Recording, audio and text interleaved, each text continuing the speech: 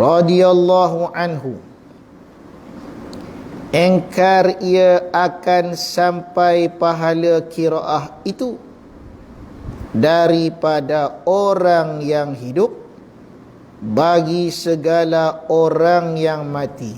Kita masih lagi membicarakan tentang pahala membaca Quran dan pendapat-pendapat para ulama, adakah sampai pahala itu pada si mati. Maka pada awalnya Imam Ahmad bin Hanbal, pendiri mazhab Hanbali, satu ulama yang soleh, anak murid Imam Syafi'i, dia mula-mula tak setuju kerana tak sampai mana-mana hadis yang menerangkan bahawa sesampainya pahala bacaan Quran pada si mati. Maka inilah pegangan beliau pada awalnya, sehinggalah pada satu hari terjadilah satu peristiwa seperti mana yang catat dalam kitab ini. Maka tak kala berkhabar akan dia oleh setengah daripada orang yang kepercayaan, mana orang yang adil, bahawa Sayyidina Umar bin Khattab radhiyallahu anhu berwasiat ia apabila ditanam akan dia siapa dia? Sayyidina Umar. Maka hendaklah baru membaca ia di sisi kepalanya Fatihatul Kitab, ini surah Fatihah, dan bacakan kesudahan surah Al-Baqarah, ini Amanar Rasul. Berkatalah ia dengan barang yang terdahulu perkataannya daripada sampai pahala qiraah itu bagi mayat seperti barang yang telah lalu tersebutnya. Jadi asalnya Imam Ahmad bin Hanbal ni tak yakin. Zaman tu mana ada internet, ada apa, tak sampai berita. Sampailah satu hari sampai riwayat pada beliau, Sayyidina Umar Al-Khattab, sahabat Nabi SAW, bila dia nak wafat, sebelum dia mati itu dia wasiat. Dia wasiat pada yang hidup, aku nak, kalau aku mati besok, setelah aku mati nanti, dikuburkan aku, datanglah kau berziarah pada kuburku, hadiahkanlah Fatihatul Kitab, bacakanlah Fatihah, dan kau hadiahkanlah padaku Amanar Rasul. Habis kalau sahabat Nabi pun suruh wasiat macam tu, maka ketika itu cepat-cepat Imam Ahmad bin Hanbal mengubah fatwanya daripada kata tak sampai bacaan Quran pada sampai. Dan sahabat Nabi sendiri wasiat, Sayyidina Umar sendiri yang wasiat. Takkan sahabat Nabi tak reti kot, bid'ah tak bid'ah, sampai tak sampai, Sayyidina Umar. Ni salah satu dalil kenapa berubah Al-Alamah Asy-Sya'rani. Dan dikayatkan pula daripada Hasan Al-Basri, tabi'in, Hasan Al-Basri tabi'in, bukan sahabat, bahawa seorang perempuan adalah perempuan itu diazab akan dia dalam kuburnya, dan pada tiap-tiap manusia itu melihat oleh mereka akan yang demikian itu di dalam tidurnya. Di zaman Hasan Al-Basri ni berlakulah satu perkara yang pelik. Ada seorang hamba Allah perempuan ni kena siksa dalam kubur. Lepas tu rata-rata kat kota Baghdad tempat Hasan Al-Basri tu, orang mimpi kata perempuan tu diazab. Memanglah mimpi tak boleh jadi dalil, tapi dia boleh jadi petunjuk. Ada mimpi yang benar, apalagi mimpi orang soleh, ada makna.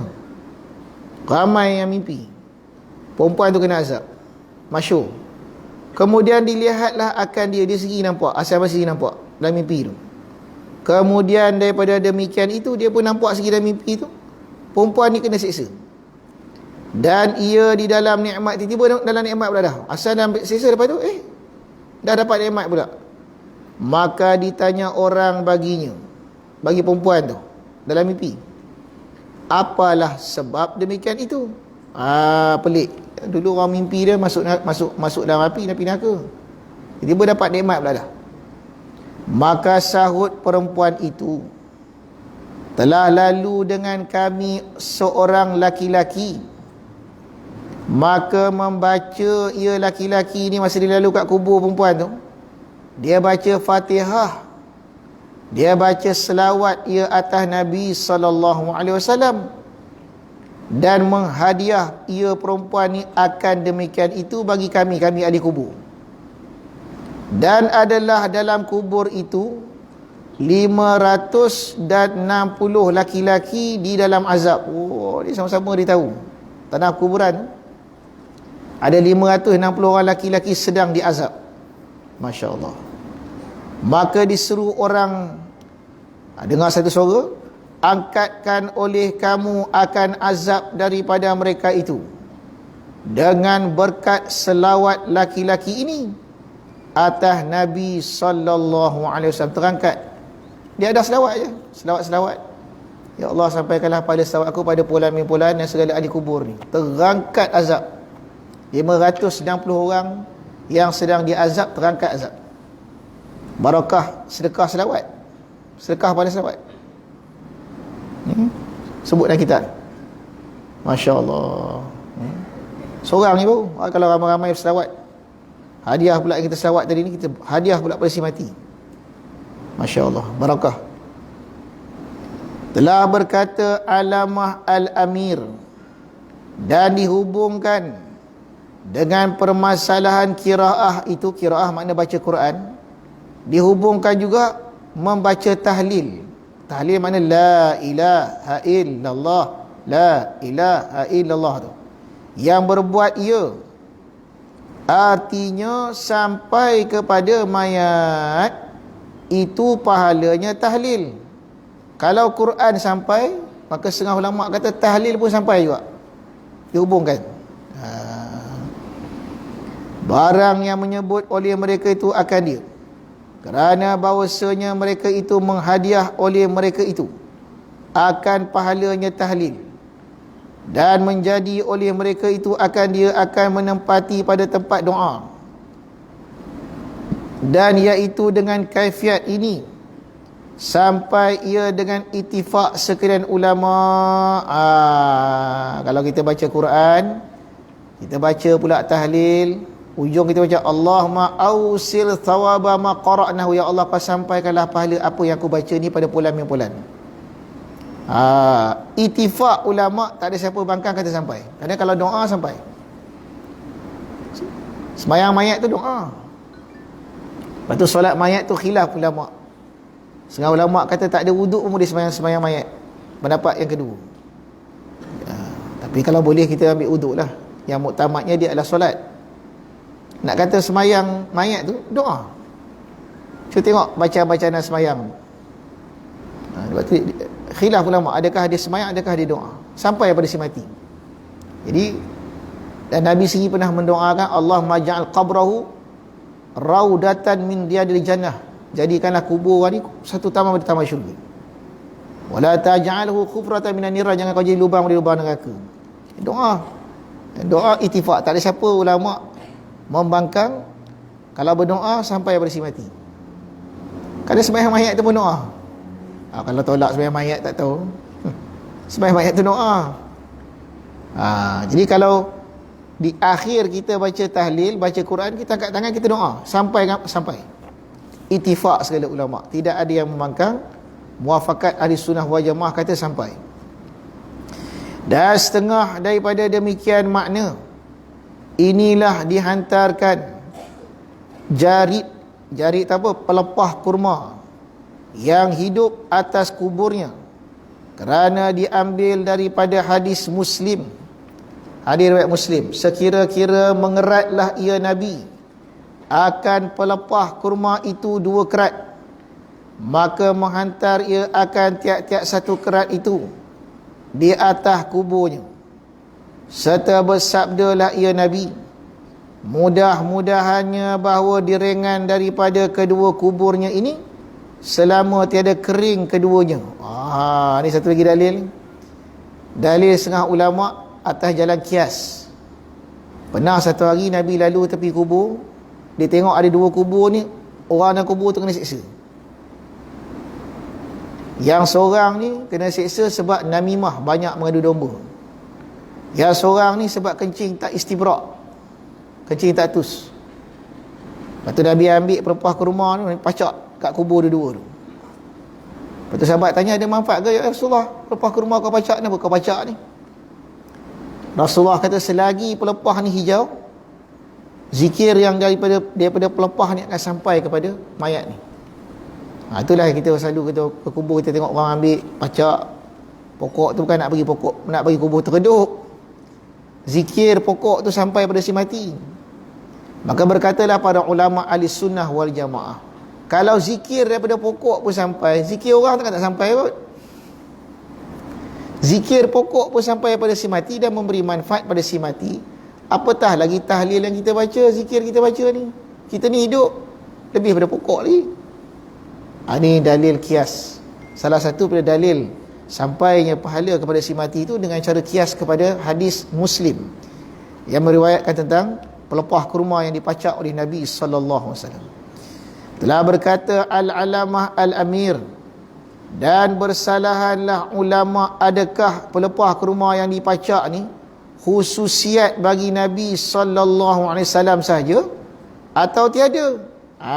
Dia ulama khilaf. Ini mungkin Nabi tu, Nabi dia punya barakah, dia pacak sampailah, kita pacak tak sampai-sampai. Kata setengah ulama, ni mungkin khususiat Nabi je. Ataupun mungkin bukan khususiat, siapa-siapa pacak sampai sama. Ada khilaf. Dan adakah putus tasbih daripada pokok itu segala tanaman dengan sebab keringnya, dan tiada suatu itu, sedangkan kata dia dalam Quran kata apa?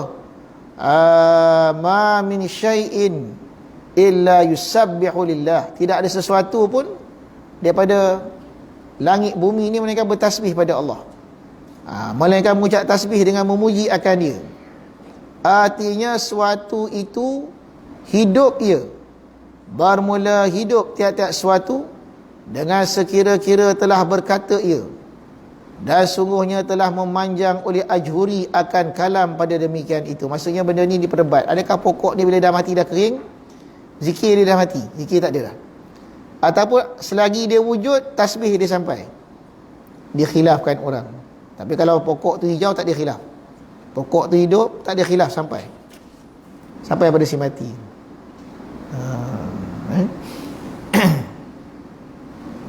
Ada seorang hamba Allah masih hidup dia tu rajin menolong orang.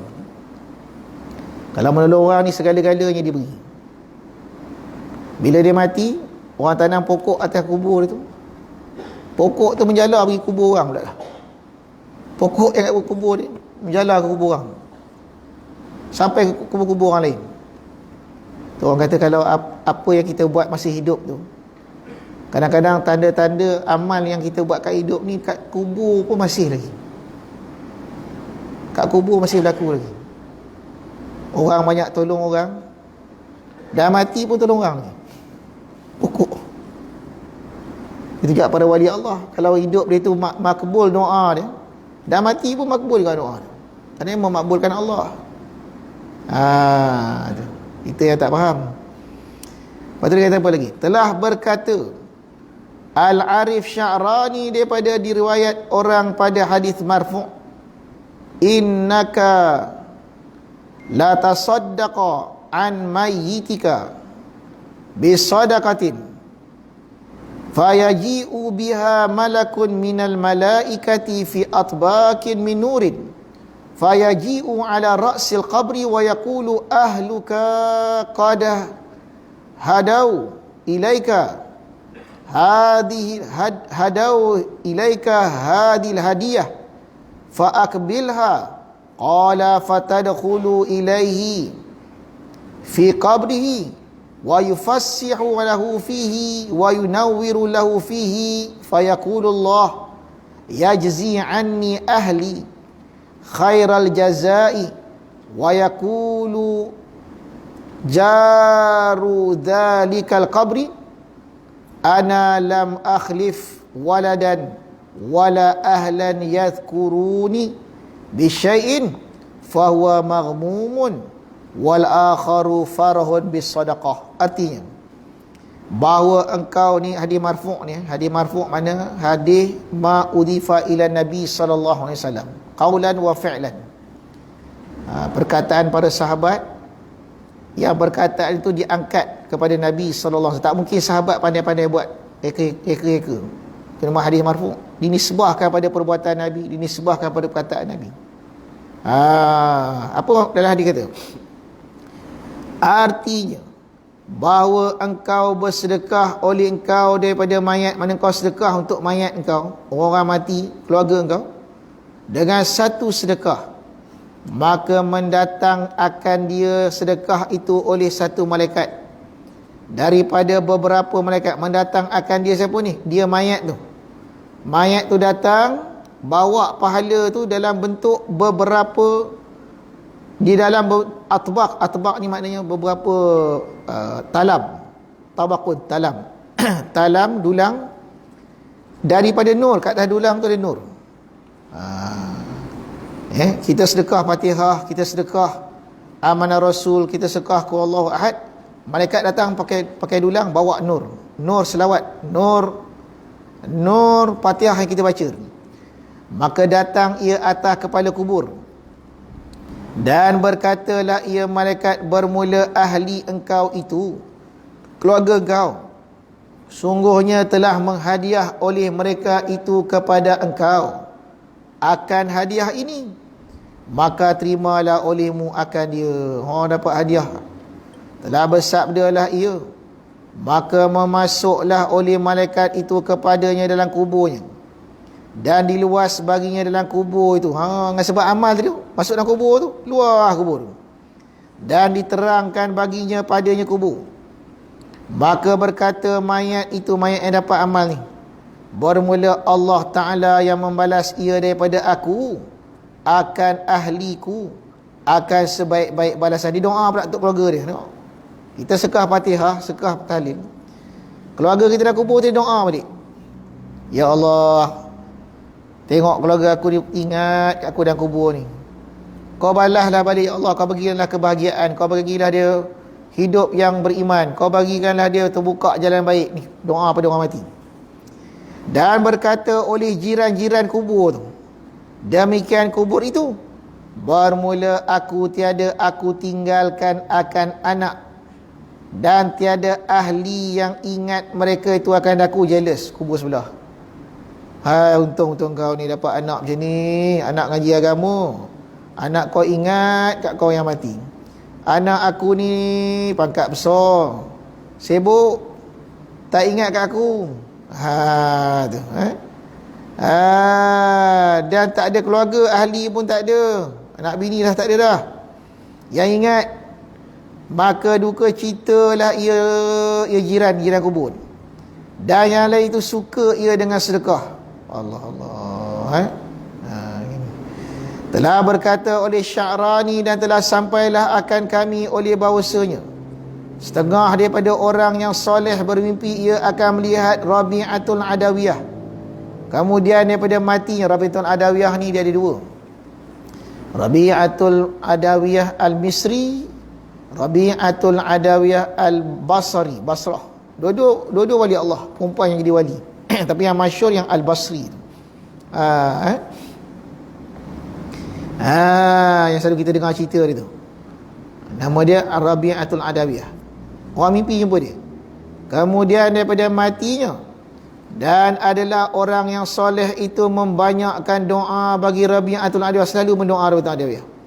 Maka berkata oleh Adawiyah baginya, bahawasanya hadiah engkau itu datang, ia akan kami tiap-tiap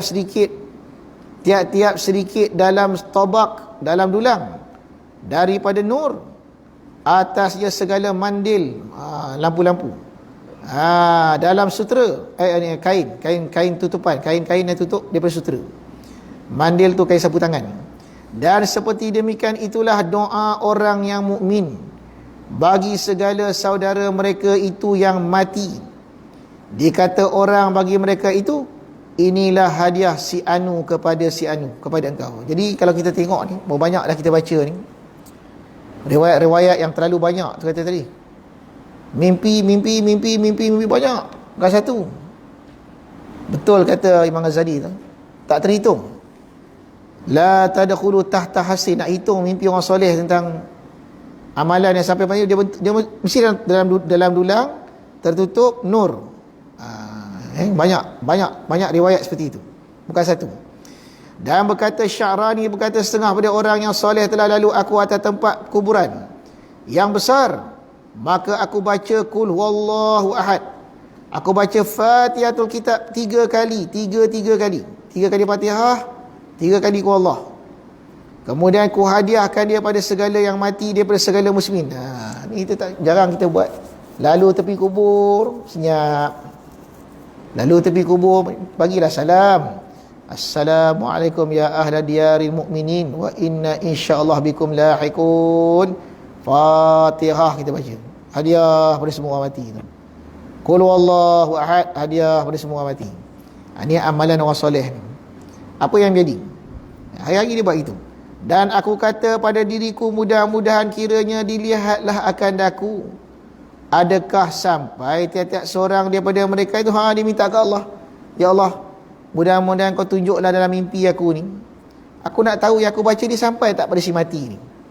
Akan bahagianya daripada demikian itu, maka tiba-tiba mengena akan daku oleh mengantuk. Detik-detik tadi Allah bagi dia tidur, mengantuk.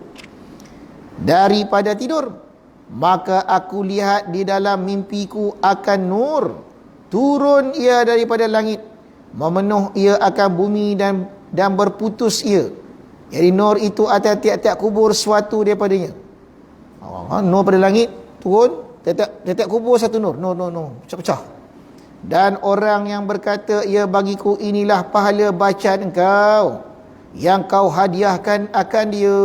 Tengok tuan-tuan, satu riwayat lagi. Lepas tu kita bila Fatihah tu, jangan kita lupa Rasulullah sallallahu alaihi wasallam, para nabi, para tabi'in, para sahabat, para aulia ilah, lebih-lebih kalau kita kenal itu Fatihah dia dengar tu. Telah meriwayat oleh Imam Baihaqi daripada Bashir bin Mansur, berkata ialah seorang laki-laki berulang-ulang ia kepada kubur, maka hadir ia akan semayang atas jenazah. Maka apabila berpetang-petang berdiri ia atas pintu kubur, maka membaca ia atas anasallah wahsyiyatakum wa rahimallah gurbatakum wa tajawazallah an sayyiatikum wa qabilallah hasanatikum. Apa maksud tu? Dia setiap kali dia pergi kat kubur dia baca apa? Allah, jinak-jinakkanlah orang-orang yang liar antara kamu. Ya Allah, kau rahmatilah yang bujang antara kamu di kubur ni. Ya Allah, kau jauhilah orang di kubur daripada kejahatan kamu ni. Ya Allah, kau terimalah segala kebaikan-kebaikan kamu. Mudah-mudahan Allah terima segala baik-baik kamu di kubur. Dia doa kat kubur. Tiada lebih ia atas segala kalimah ni tu je doa. Dia doa empat doa dia. Allah, kau jinakkanlah orang yang kesunyian, orang yang liar dalam kubur ni. Ya Allah, kau rahmatilah orang-orang bujang dalam kubur ni. Ya Allah, kau jauhilah kejahatan pada orang kubur ni. Ya Allah, kau terimalah kebaikan semua ni. Tak boleh itu je. Oleh demikian lagi, maka berpetang-petang aku pada satu malam, pada demikian malam tu berpaling aku kepada ahliku, dan tiada aku datang akan tempat kubur itu. Maka tiba-tiba aku tidur, tiba-tiba aku berjumpa dengan makhluk yang banyak. Jadi satu hari tu dia tak buat. Satu hari tu biasa dia buat, dia tak pergi. Dia tidur mimpi. Tiba-tiba aku berjumpa makhluk yang banyak yang datang mereka itu akan daku.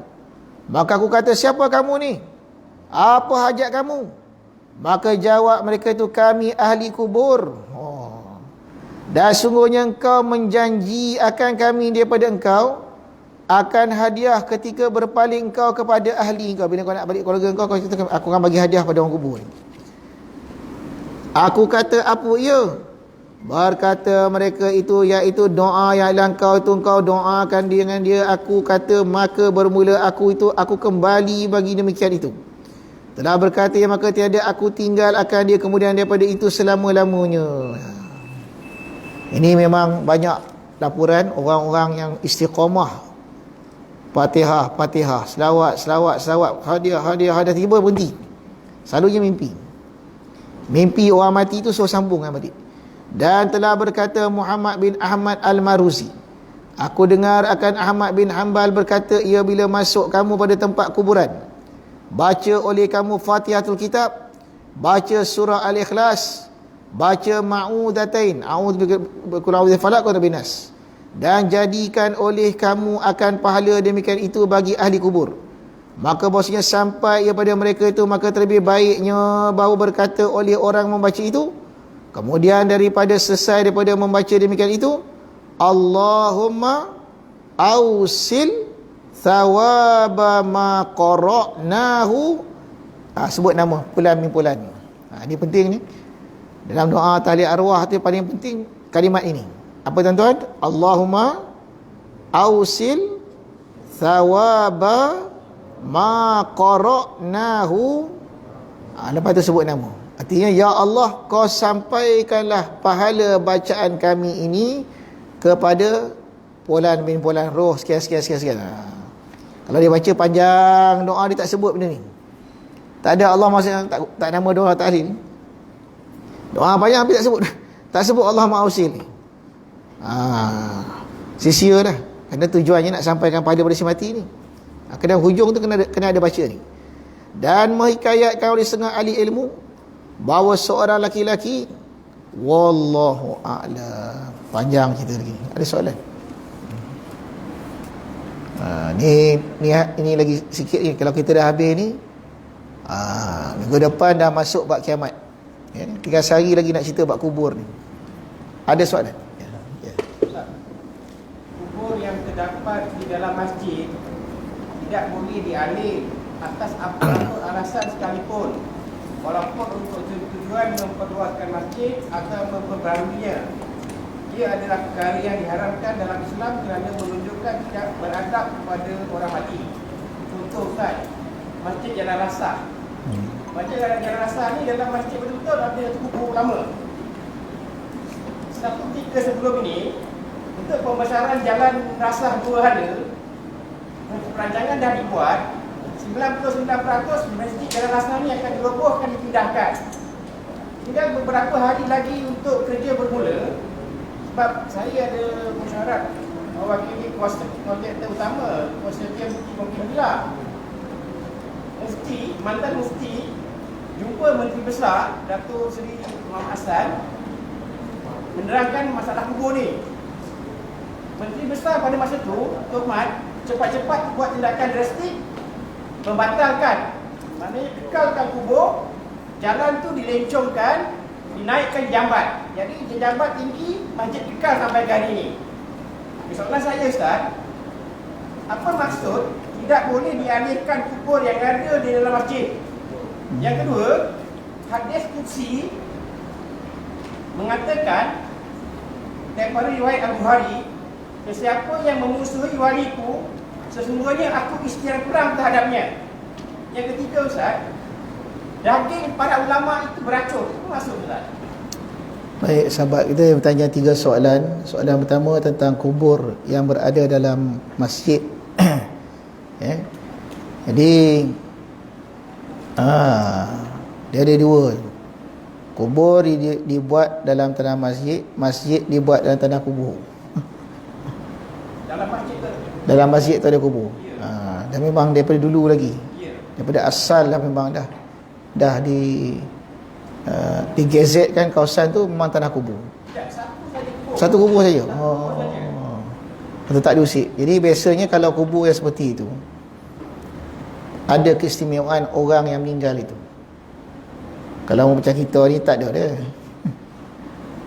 Biasanya yang dikekalkan kubur-kubur yang ada di dalam masjid yang macam tu, yang sejenis satu, macam kat Masjid Kampung Laut dan banyak masjid-masjid lama ni, kebanyakannya adalah orang-orang soleh dulu yang sudah terkenal dengan keberkatan mereka itu, ataupun kadang-kadang dengan kedermawanan dia tu. Dia 2 tu. Satu kadang-kadang dengan sebab soleh dia, keberkatan itu. Saya kata dia, orang mati ni macam mana dalam hidup, macam tu dia mati. Kalau masa hidup dia berkat, masa mati pun dia berkat juga. Macam makam Habib Noh tu, lagi dahsyat. Kerajaan Singapura terpaksa melencong pula tu. Berapa ramai orang cuba nak sodok, terangkat mati pada. Sebab apa tu? Sebab telah dijanji oleh Allah, ni kubur ni orang soleh, ni tempat kau. Kalau kau buat juga, kau kacau juga pada wali Allah ni, bisanya pada wali Allah ni, seolah kita istiar perang dengan Tuhan dah. Jadi kalau tuan-tuan tanya saya, siapa dan kenapa orang-orang tu kubur tu dikekalkan, yang pertama yang mekekalkan tu Allah sendiri. Maka dia gerakkanlah hamba-hamba Allah ni, mufti ke orang ni, supaya bekerja untuk mengekalkan kubur. Hakikatnya Allah. Kenapa? Kerana salah satu puncanya, amalan tuan kubur tu masih hidup. Sama ada dia orang soleh, ulama, wali, atau dia orang biasa tapi dermawan. Mungkin salah seorang yang menderma masjid tu, satu orang tu, dia Allah turunkan barakah tu, dikekalkan tempat kat situ. Sebab Allah nak dia dapat pahala tu. Ada seorang sahabat saya tu cerita, satu orang hamba Allah ni, hidup dia tu sentiasa menghadiri majlis agama. Kalau ada majlis kelas ni, dia telefon semua orang suruh hadir kelas. Seorang pakcik ni rajin betul mengaji. Jadi takdir Allah, masa dia meninggal tu, jenazah dia ada tu, tapi masjid tu postpone tanam tu sebab ada majlis pengajian.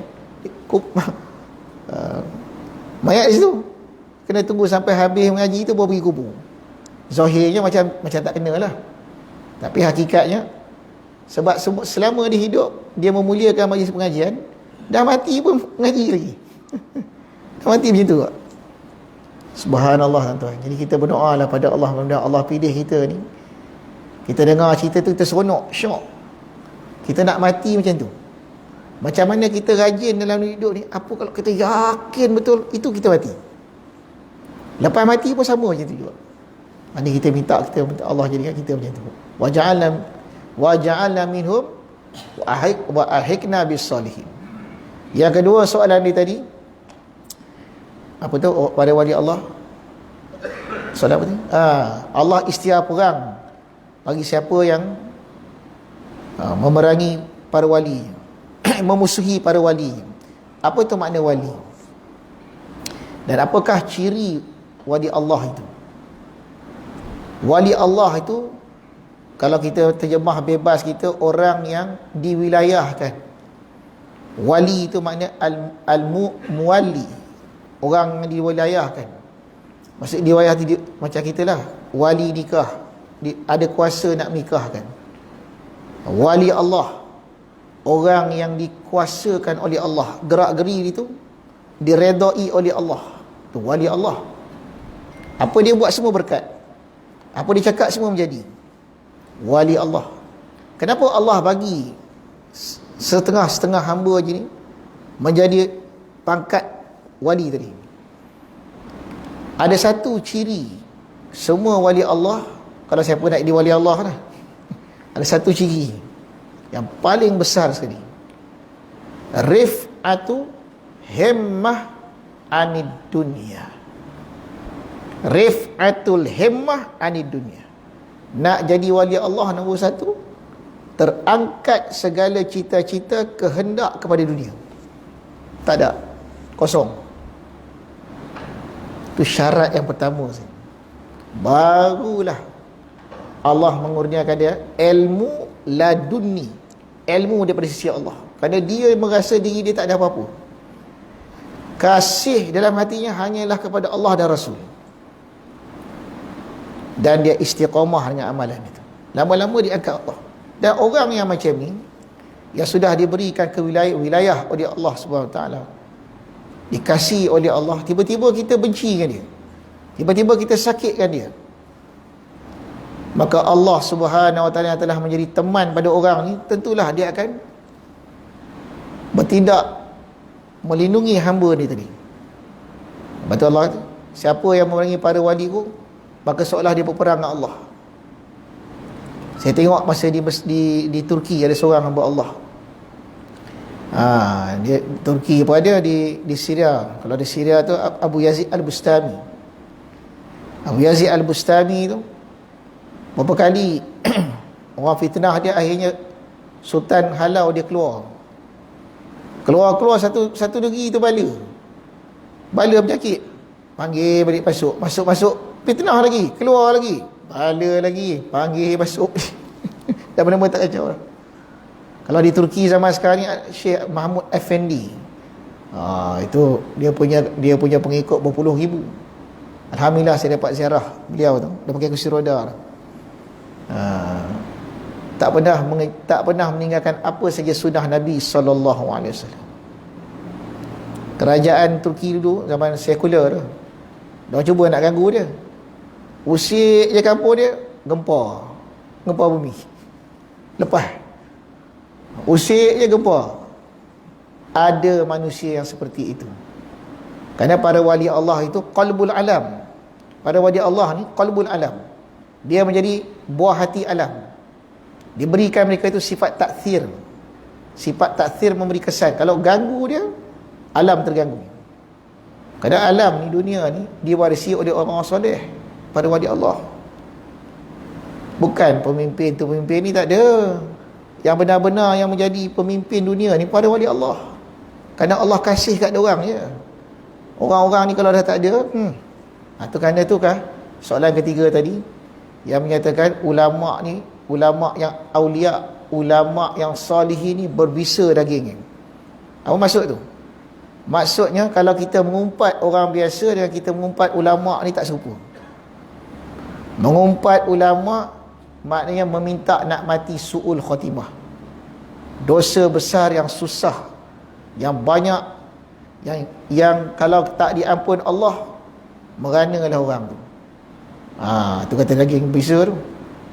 Adapun kalau kita mengumpat orang biasa, maka dikatakan oleh ulama fiqh dosa kecil. Mengumpat ulama dosa besar. Apa maksud tu?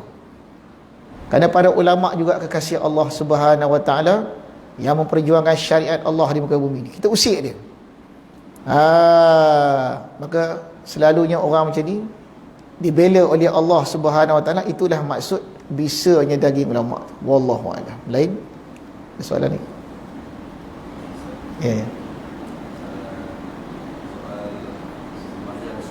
Ya.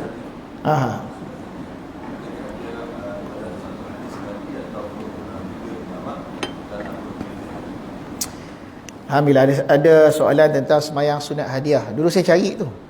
Tok guru bagi kita ijazah sembahyang sunat hadiah. Tahu sunat hadiah? Sunat hadiah ni sembahyang sunat yang kita buat pada malam pertama setelah mayat itu dikuburkan. Malam itu kita sembahyang sunat hadiah 2 rakaat. Usolli sunatal hadiyah rakaataini imaman atau mu'amman lillahi ta'ala, ataupun sembahyang seorang. Rakaat pertama Fatihah, selepas Fatihah dibaca ayat kursi, kemudian alhaakumut takatsur, dan baca qul Allah 11 kali. Rakaat kedua sama juga, ayat kursi, kemudian dibaca alhaakumut takatsur, Fatihah 11 kali. Habis saja kita semayang, angkat tangan, Allahumma ausir, ya Allah, kau sampaikanlah pahala 2 rakaat aku semayang ini kepada Fulan bin Fulan. Maka timbul soalan, adakah ini ada hadisnya atau mana asalnya? Adalah kitab As-Sitin, kitab Sitin, ada hadis riwayat tu. Tapi riwayat tu memanglah banyak pertikaian. Ada yang kata dhaif, ada yang kata maudhu', itu bab sanad. Walau bagaimanapun, apabila satu-satu daripada hadis dhaif dan sebagainya, amalan macam ni, apabila telah diamalkan oleh ahli ilmu mengamalkan hadis tu, maka dia mengangkat darjat, bukan darjat hadis tu, darjat amal itu menjadi sahih. Darjat amal dia. Kalau hadis tu kena tengok sanad lah. Tapi memang ada dalam kitab As-Sitin, kitab Sitin fil masail, Sitina masail, Sitina mas'alatan, 60 masalah fiqh kitab Arab. Ada saya jumpa dalam tu. Jadi antara kelebihan sembahyang sunat hadiah ni, bila kita sembahyang saya sunat hadiah ni, kita hadiahkan pada si mati tu, maka diberikanlah pahala 1000 pahala sebanyak bilangan orang yang mati tu kepada orang yang sembahyang ni. Orang yang sembahyang ni dapat, yang mati tu pun dapat. Diberikanlah kepada yang hidup dan kepada yang mati-mati sendiri. Terlalu besar pahala tu. Sehingga terangkat segala fitnah-fitnah kubur hari pertama, hari kedua terangkat dengan sebab sembahyang sunat hadiah tadi. Ini antara kelebihan sembahyang sunat hadiah. Malangnya banyaklah orang kata ini bid'ah ni, tak pernah Nabi tak buat. Sebenarnya macam inilah. Selawat boleh kita hadiah. Tahlil ada jalan kita hadiah. Pahala semayang tak ada hadiah. Pahala semayang sunat ni ibadah juga. Maka berdasarkan hadis dalam kitab Siti ni boleh, walaupun dhaif boleh kita beramal. Kemudian tanya pula, ada ke istilah semayang sunat hadiah tu? Kalau tanya istilah, memang asalnya istilah semayang sunat ni macam saya terang dulu lah. Istilah semayang sunat wudu, istilah semayang sunat tahiyatul masjid zaman Nabi tak ada. Tak pernah ada istilah ni. Istilah ni ulama' yang bubuh. Hakikatnya semua semayang ni semayang sunat mutlak. Semayang sunat mutlak. Cuma diberi nama kerana berdasarkan kaedah asy-syari'atu la musyahata fil istilah. Syariat tak kedekut dengan istilah. Syariat kita ni tak kedekut dengan istilah nak bagi nama tu. Misalnya Nabi kata apabila kamu telah berwuduk fasalli rak'ataini. Lepas wuduk semayanglah kau 2 rakaat. Lalu kau berdoalah begini. Maka semayang 2 rakaat ni nak bubuh nama apa ni? Ulama bubuhlah nama semayang sunat wudu. Bila kau masuk saja masjid, semayanglah kau 2 rakaat. Nabi tak kata nama tahiyatul masjid. Ulama bubuh nama tu, semayang tahiyatul masjid. Bila kita semayang 2 rakaat, meminta hajat pada Allah. Nak bagi nama apa sekarang ni? Semayang sunat hajat. Semayang sunat, kita banyak baca tasbih. 15 kali berdiri, 15 kali rokok. Nak bagi apa nama semayang ni? Semayang sunat tasbih. Yang hakikatnya semua sunat mutlak. Termasuk sunat hadiah. Semayang sunat yang kita nak hadiahkan pada orang meninggal ni, apa nak bagi nama ni? Dibubuhlah nama sunat hadiah. Macam mana semayang sunat wuduk tadi, nama tak ada asal, dibubuh nama. Kata masjid asal tak ada nama, dibubuh nama. Ada hadis, siap. Ada yang dhaif, ada yang hasan dan sebagainya. Boleh dibuat beramal. Dan telah diamalkan oleh orang ahli ilmu berzama-zaman. Dan ramai yang bermimpi berjumpai kesan daripada semayang tu. Lepas tu ulama' beramal. Lepas tu walaupun dia tu dhaif dan sebagainya, tetap diamalkan juga. Melihat kepada kesan dia. Kalau nak kira-kira semayang sunat tasbih itu pun dhaif juga tu. Semayang sunat tasbih itu, riwayat-riwayat itu banyak masalah tu. Tapi ulama' kecil sampailah sebesar-besar mengamalkan dia. Lepas tu ada satu kaedah dalam ilmu hadis. Hadis tu asalnya tak sahih. Tapi diamalkan oleh ahli ilmu. Kalau dah macam tu dia naik. Dia naik taraf amal. Kan taraf dia tu, ahli ilmu mengamalkan dia. Dia macam tu. Dia ada pula hadis sahih tapi tak diamalkan pula. Yang pelik. Ada beberapa hadis sahih tapi tak diamal. Antara hadis sahih yang tak diamalkan oleh para ulama, kata Imam Nawawi rahimahullah ta'ala, hadis yang berbunyi, man syariba khamran rabi'an faqtuluh. Siapa yang minum arak kali yang keempat, kali pertama kena sebat, kali kedua sebat sekian banyak, kali keempat bunuh. Kali keempat minum arak, bunuh, hukum bunuh. Tak diamal oleh mana-mana mazhab membunuh orang minum arak. Cuma paling kuat disebat. Sahih Bukhari Muslim tak diamal. Yang kedua, hadis yang menyatakan Nabi SAW telah semayang jamak padahal Nabi tidak musafir dan tidak ada hujan. Hujan pun tak, musafir pun tak, apa pun tak. Pun tidak diamalkan oleh para ulama. Kecuali puak Syiah. Dia gabung maghrib isyak zuhur asar berdasarkan hadis tu. Kita tak beramal. Seluruh hadis riwayat sahih tapi maknanya tidak diamal. Hadis riwayatnya dhaif, kadang-kadang maudhu' tapi dia amal, isinya dia amal. Ini perkara-perkara dalam ilmu hadis, kalau orang mengkaji dia fahamlah. Lepas tu pada ulama al-muhaddisin Mereka karang kitab sahih hadis, tapi dalam masa sama dia karang lagi pula satu kitab lain yang bukan kitab hadis, kitab untuk beramal, yang tidak sampai tahap sahih.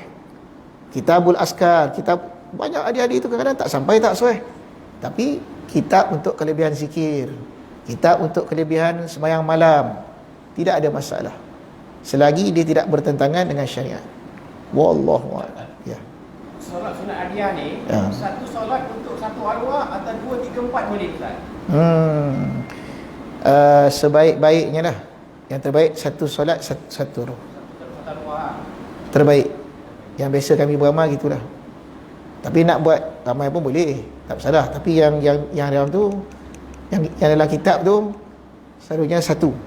Pulan bin pulan. Ini sembahyang hadiah untuk dia khas. Dia tak macam tali arwah. Dia memang untuk orang tu.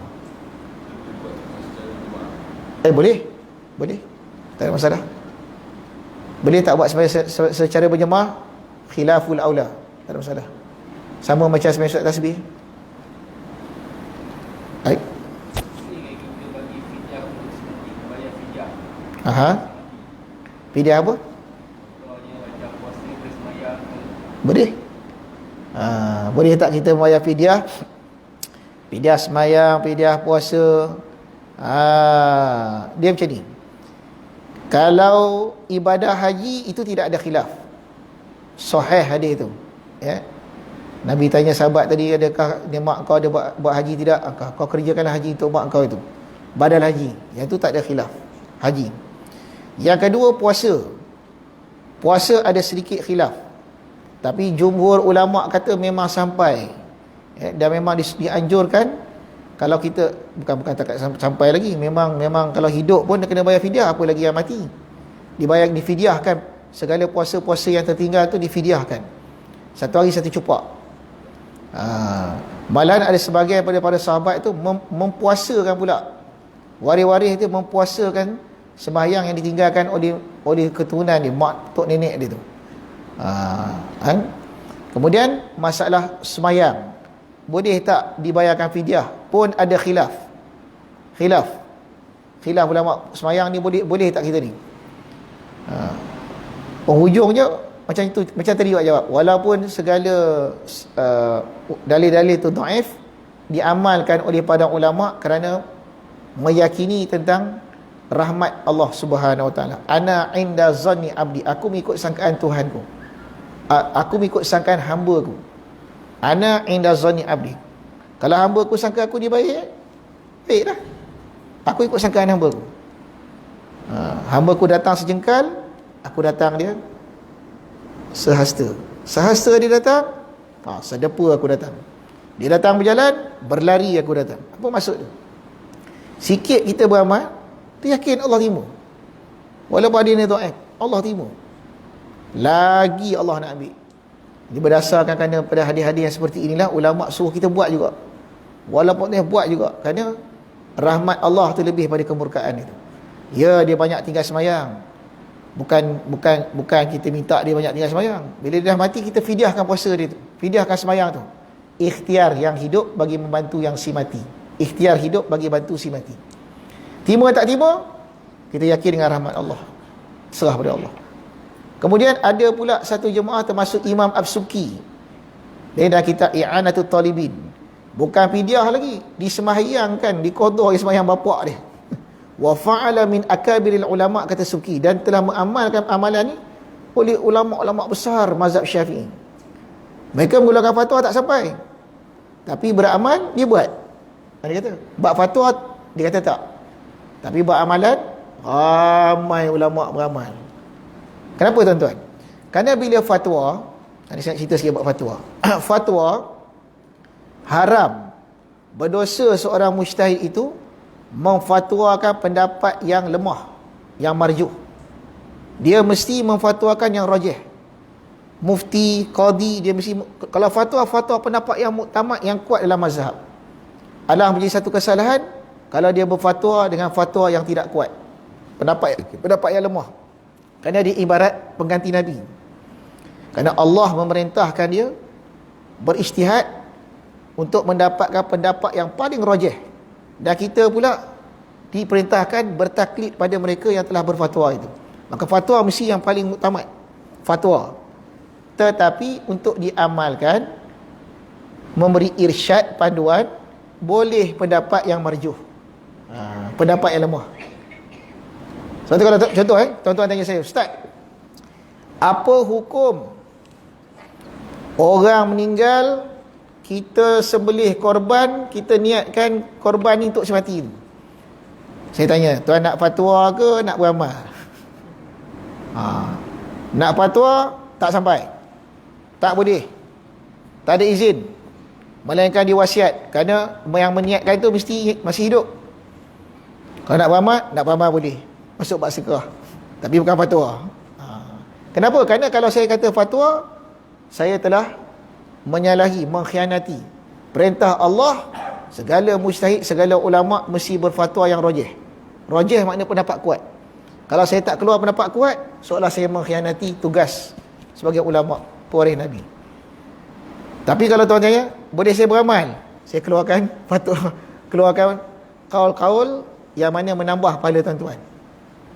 Contoh lagi saya bagi. Kalau tuan tanya, Ustaz, sebenarnya isyrak ni ada ke Ustaz? Ada orang kata isyrak ni tak ada, isyrak tu duha. Betul Ustaz? Saya tanya, tuan nak fatwa nak beramal? Nak fatwa isyrak tak ada. Muktamad duha, isyrak tak wujud, isyrak itulah duha. Kalau saya nak beramal boleh. Lagi tambah sembahyang sunat, lagi banyak pahala. Peliklah ustaz ni. Saya tanya ustaz lain senang je. Ada tak ada ustaz? Tak ada tapi ada. Macam tauhid lah. Tak ada tapi ada. Inilah peranan ulama, alim ulama. Dia tanya nak fatwa nak apa? Kalau fatwa tak ada. Kalau nak amal, ada kaul. Dia macam tu. Baru kita luas. Dan kenapa jadi begitu? Kerana haram seorang qadi, seorang mufti berfatwa melainkan yang rajih. Kerana dia ibarat pengganti Nabi. Dia mendapat perintah daripada Allah. Seolah pada mujtahid, pada orang ni, dia mesti keluar yang kuat, yang paling mirip dengan apa yang kehendak Nabi SAW. Apa yang Allah nak, dia tak boleh. Setelah dia berijtihad, dia tengok inilah pendapat yang paling hampir dengan apa yang Allah nak, sebagai fatwa. Kalau nak beramal, lain. Macam tu. Semua jawapan soalan tadi tu. Ustaz boleh tak buat pidah puasa? Ustaz boleh tak buat pidah semayang? Muktamad tak boleh? Tak ada. Semayang sendiri siapa suruh tinggal? Fatwa. Nak beramal boleh tak Ustaz? Ada kitab kata boleh tak? Ada. Ulama besar pun berkata begitu, termasuk Imam As-Subki dalam kitab Riyadhut Talibin. Bahkan dia qada semayang senak sara di sini. Dia qada semayang bapak di sini. Wa fa'alahu kibarul ulama, kata dia. Dan telah beramal dengan amal ni ulama-ulama besar. Tapi kalau kita tanya, "Hei Imam Suki, apa fatwamu, boleh ke?" Tak boleh. Muktamad tak ada. Jadi jangan pening kalau kita pelik. Nampak ni jawapan ni macam-macam lah. Tak satu jawapan dia. Memang seperti itu. Wallahu a'lam. Jadi kalau orang tanya nak buat tak Ustaz? Buatlah. Jangan tanya fatwa. Tanya boleh buat tak? Soalan kena-kena. Apa fatwa? Silap. Saya tanya. Jumpa orang alim yang tanya apa fatwa. Ustaz boleh buat tak Ustaz? Tok Guru boleh beramal tak ni? Boleh. Ada kaul. Boleh. Pi tanya ada fatwa tak? Tak boleh saja. Kerana dia akan beritahu yang muktamad. Yang muktamad, yang rajih. Wallahu a'lam. A'udzubillahi minasyaitanir rajim. Bismillahirrahmanirrahim. Hamda rabbil alamin. Hamda yuwafi sultan bil ilmi qulubana wasta'mil asrarana. واشغل بالاعتبار أفكارنا وصلى الله على سيدنا محمد وعلى آله وصحبه وبارك وسلم والحمد لله رب العالمين. الله